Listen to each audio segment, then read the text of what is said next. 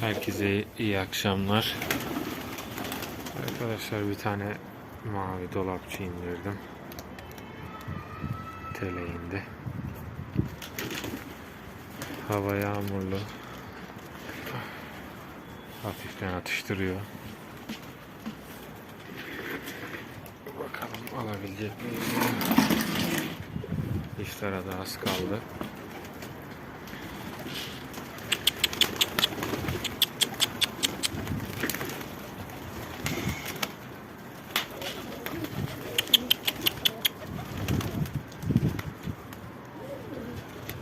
Güzel dönerek indi.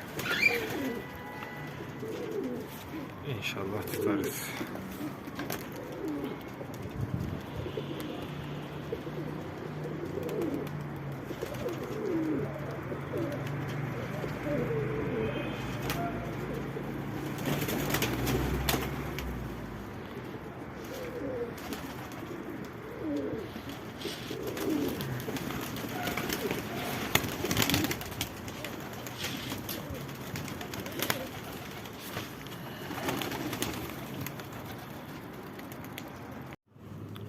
Arkadaşlar dolapçı karşıya geçti. Şimdi geldi.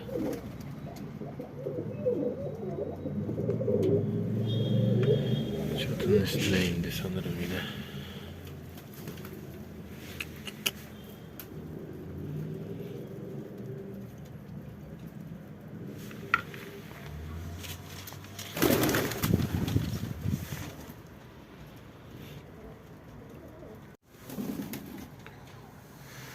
Yere indi dolapçı arkadaşlar. Şimdi şu kümesi alacağım.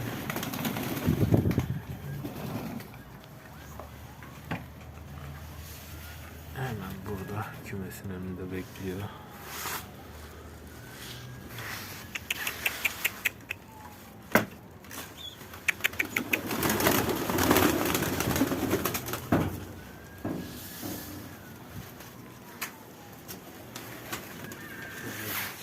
Hayırlı olsun.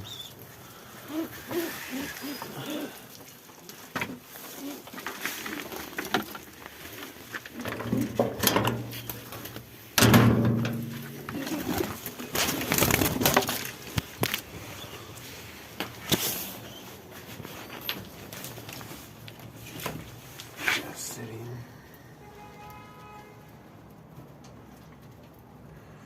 Böyle bir tane dolapçı.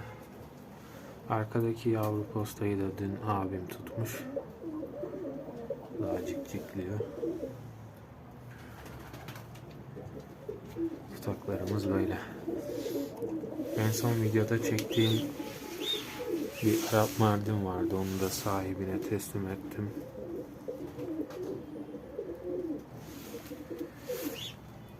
Bakalım. Herkese hayırlı iftarlar. Tekrar görüşmek üzere.